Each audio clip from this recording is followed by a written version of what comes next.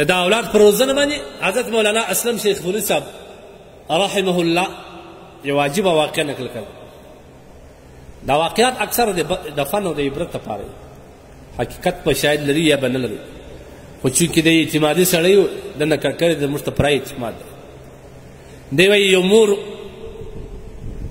کله چې په لمانځه باندې ودرېدل دا ماشوم به د ځان سره په لمانځه باندې ودرېدل، وړوکی و ماشوم و، 2 کالو 3 کالو 4 کالو دونه اندازه ماشوم و.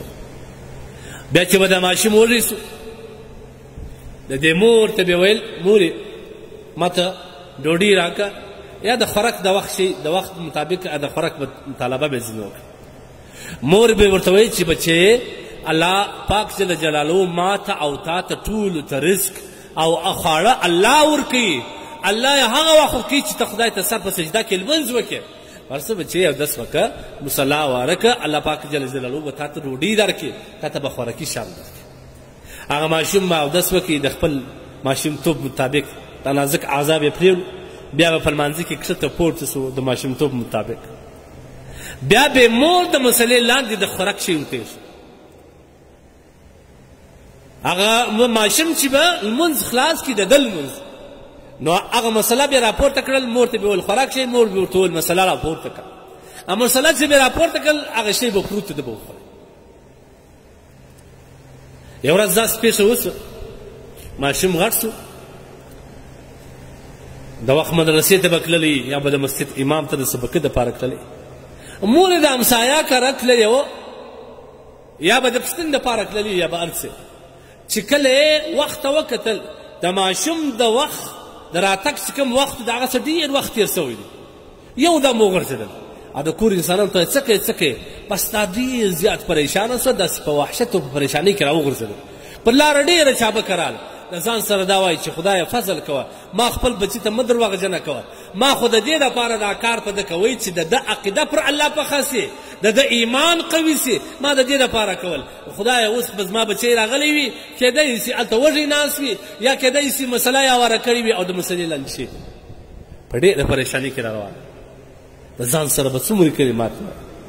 چې کله کور ته راننوتل، ماشوم د خونې په کونج کې آرام پروت دی.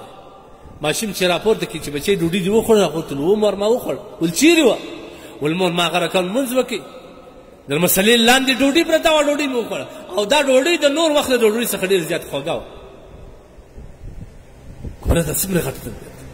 الله جل جلاله د دغه ماشوم د مور د صداقت لپاره الله پاک جل جلاله دا ماشوم دپاره د مسلې لاندې خوراکه پیدا کړه.